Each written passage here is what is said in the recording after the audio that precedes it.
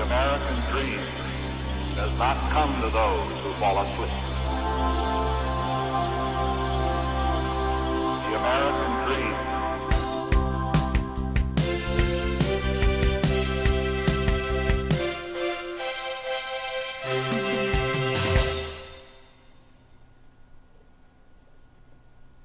Hi, welcome back. Again, my name is Paul Gruber, and this is the Pronunciation Workshop's second session.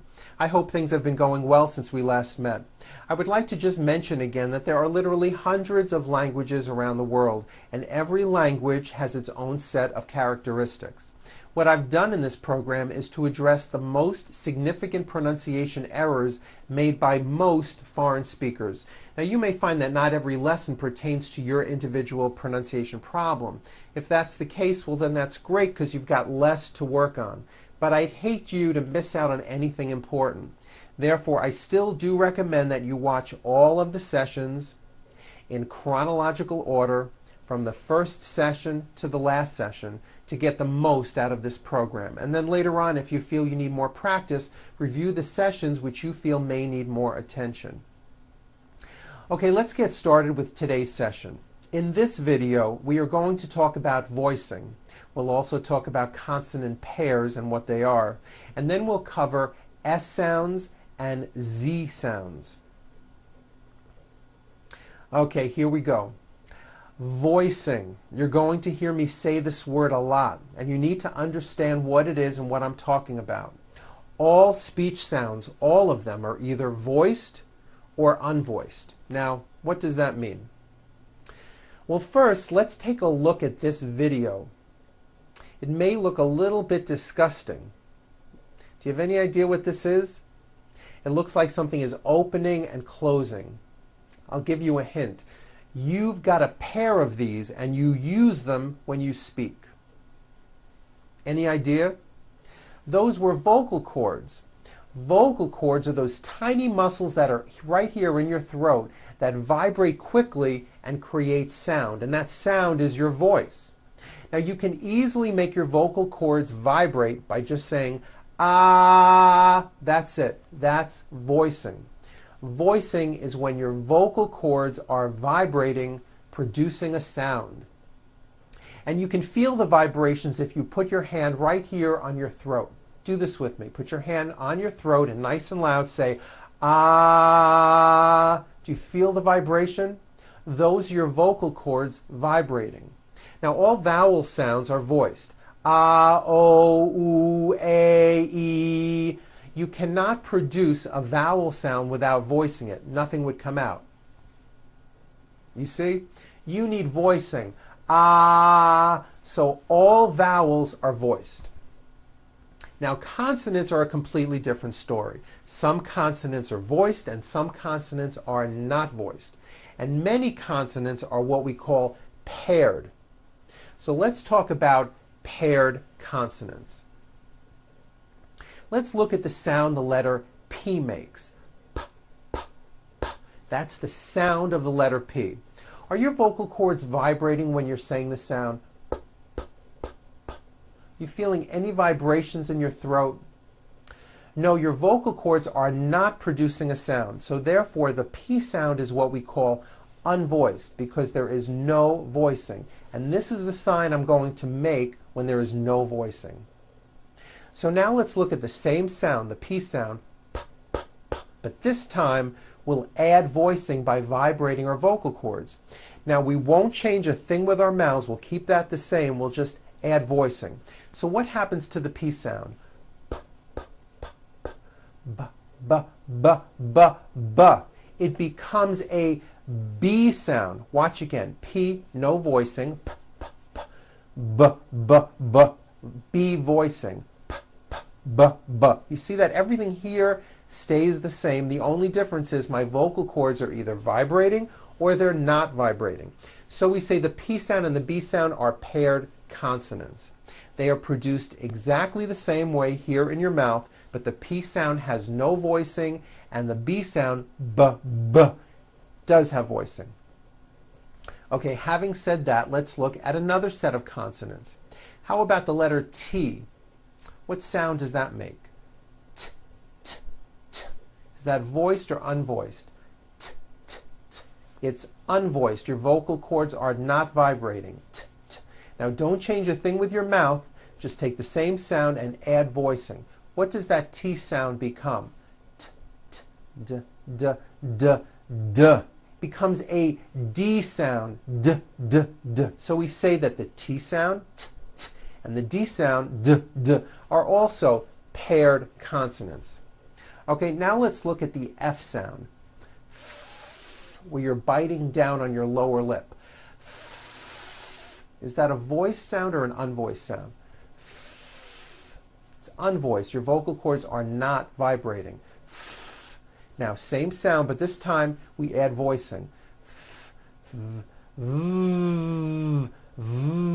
V. It becomes a V. You see that? F, no voicing, V voicing. V. So the F and the V are also paired consonants. There are many more consonants that are paired, and we'll get to those at another time. But for now, I'm going to mention just one more. The S consonant, made with air going through your front teeth. S. Any voicing going on with the sound? S. No, the S sound is unvoiced. S. Now what would be, if you didn't change a thing, you just added voicing? What would the S sound become? S. Z. It would become a Z sound. Z. So S has no voicing. S. Z has voicing. Z. So we say the S sound and the Z sound are also paired consonants. And this brings us to what I'd like to cover today. S sounds, S, Z sounds, Z, and how they work in terms of word endings. I find that most people who learn English as a second language do not use the proper voicing on S and Z endings. And what happens is it can cause your speech to sound unclear and sometimes may cause you to be misunderstood.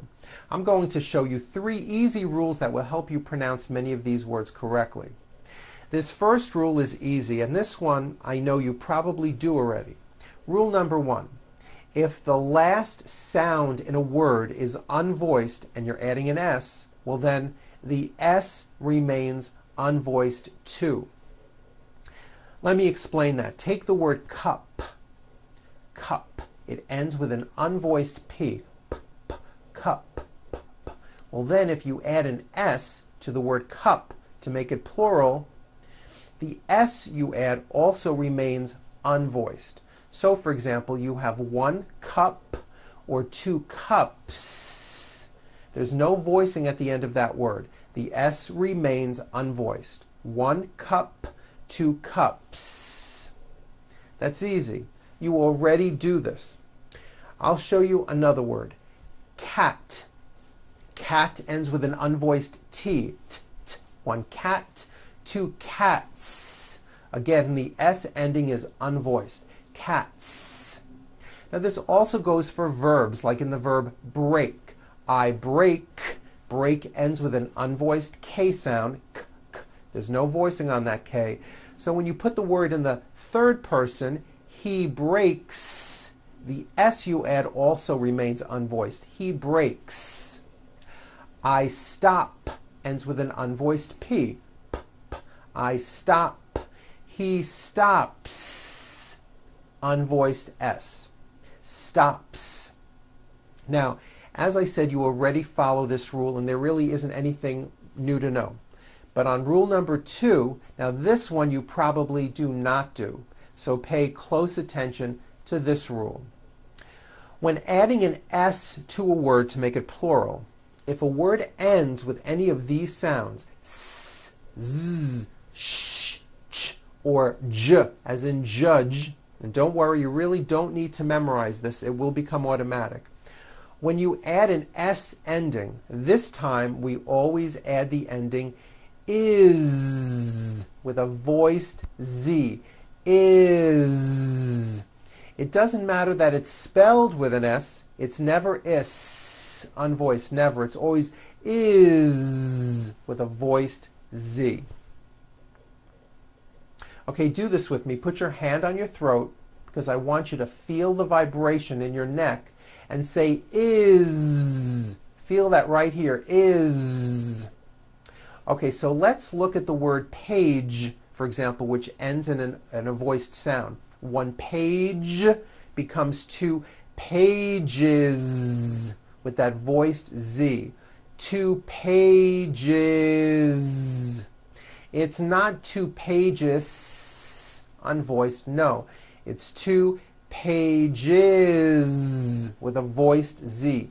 Even though you spell the word like this, in American English you pronounce the word like this. Pages. You're probably saying, I never knew that. See what you're learning from me? Okay, let's look at another word. In the word bus, for example, bus ends with an S sound. S, bus. So if you make it plural, you're going to add the ending is with a voiced Z. So we've got one bus or two buses. Buses. Two buses. The last sound you hear is that voiced Z. Buses. Next one, lunch. Lunch ends with a CH sound. Ch. So we've got one lunch or two lunch is. Lunches. Very good. Let's do some verbs. Raise, meaning like to raise my hand. Now this word is a bit unusual because even though it is spelled with an S, it's pronounced with a voiced Z. Raise. So we say I raise with a voiced Z ending, and he raises. Raises. He raises his hand. It's voiced. Next one, brush, like to brush my teeth. I brush. He brushes. Brushes. It's a voiced ending. Push. I push. He pushes. He pushes. Very good. By voicing these endings, your speech will become clearer, sharper, and cleaner. Most likely you haven't noticed that American English is spoken this way, but now that I've pointed it out, listen for it when you hear people speak. To an American listener, this makes a very big difference. Okay, here comes the third rule. This one's easy. If a word ends with a vowel sound, all you do is add a voiced Z. It's simple. Let's look at the word tree. The last sound you hear in that word is the vowel E. And remember, a vowel is always voiced. So the word ends in a voiced sound. Tree. So what you want to do if you're going to add an S to a word like this to make it plural is you continue the voicing throughout the whole word and add on a voiced Z. So here we go. You've got one tree or two trees. It's not trees with an unvoiced S. It's trees with that voiced ending. You see that? Another example, the word day. It ends with the vowel sound A. So you have one day or two days. It's not days, unvoiced. It's days with a voiced Z ending. Next one, shoe. One shoe, two shoes.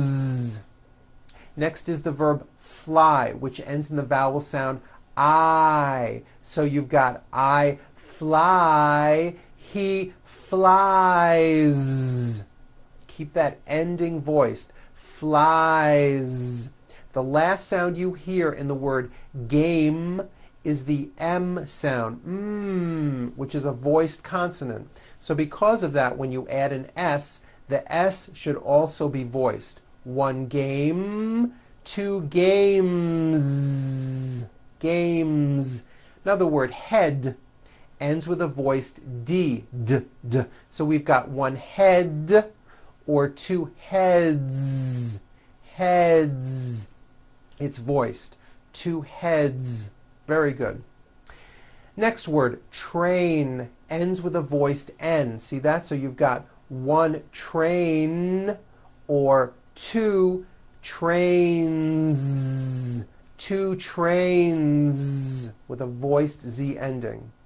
Song ends with a voiced NG sound. So if you make it plural, don't forget to add a voiced Z ending. You've got one song or two songs. Two songs. Now, what I just showed you takes some practice to actually incorporate it into your English. But I can tell you from past experience that most of my clients were able to master these S and Z voiced endings in just a few weeks. Okay, now for something else. As you know by now, English is a difficult and a crazy language. All these words that I'm going to show you now are written with an S. However, they are all pronounced with a voiced Z. Why this is, I have no idea, but this is how English is. Here we go. The word is, it's not is on voice, it's pronounced as if it were a Z. Is, this is good. You hear that? Is. His, same thing. It also has a voiced Z ending. His mom is Mary. As, you pronounce it with a voiced Z. As the phone rang. Was, which is a very common word. It was raining. These, voiced ending. These are my children. Those are my books. Easy. Again, the S is like a voiced Z. Easy. This is easy. Because, which is another common word, because we were late. Okay, now let's do some practice with reading passages. Each of these has many voiced and unvoiced S and Z sounds. All of the voiced Z sounds you will see are underlined. If you've printed out the training manual using a color printer, you'll notice that the voiced Z sounds are all printed in red. This will help you visually see which sounds should be voiced. I'm going to go slow and exaggerate the sounds. You may just want to listen to me first, then stop the video, practice on your own, and then later on watch this video again and practice it with me. Whatever feels right to you. Now this first one has many voiced Z sounds. Here we go. Another zippy, zappy, crazy day comes to a close as we zoom up to Joe's snooze zone. Zoe Jones of Zodiac Zoo plays with her zipper. Very good. Next one. Last week, Jim's brothers were picked to represent their country in the Olympic Games. Two of the brothers were swimmers, while the other two were long-distance runners. All of the brothers wore glasses. These athletes worked hard at qualifying for the games and were hoping to come home with prizes. Since the brothers go to the same university, they often take the same courses. This makes studying easier and gives them more time to do other things. Okay, here's the last one. On Thursday, I had a very lazy day. I woke up early and first squeezed oranges into juice. I then got dressed and watched the sunrise come up over the mountains. It was so beautiful that I took many pictures with my camera and I used 3 rolls of film. After drinking 2 cups of coffee, I got dressed, left the house, and walked 3 miles home. Very good. Now another good way to practice these voiced S and Z endings is to do a naming activity. What you do is you just sit in your room and out loud name everything you see, first in the singular form and then in the plural form. For example, you look around and you say out loud, 1 door, 2 doors, with a voiced Z ending. 1 table, 2 tables. 1 computer, 2 computers. 1 light, 2 lights. Some of my clients found this to be very helpful. In addition, try listening for these voiced sounds when you hear native-born Americans speak. It's very good ear training, and that'll help you improve. Soon, slowly begin to put these sounds into your own speech. You'll find that by adding these voiced endings, your English will sound cleaner and people will have an easier time understanding you. Believe me, it's going to really make an improvement. Before we finish, I have one more suggestion that comes from clients who have taken this program. I think it's a really good idea. If you can, find a very small mirror and attach it maybe with some tape right onto the side of your computer monitor, right next to the screen. By having a mirror right in front of you during our sessions, you can easily read the text on the screen, watch my mouth, and then look right into the mirror at your own mouth. You'll be able to compare your mouth with what I'm doing, and you'll know whether or not you are forming your lips and tongue into the correct positions. Through imitation and following my instructions, you're becoming closer to speaking with an American accent. Well, that's it for today. Relax, have fun, and practice what I've shown you. Until next time, I'm Paul Gruber with the Pronunciation Workshop, and I'll see you at our next session.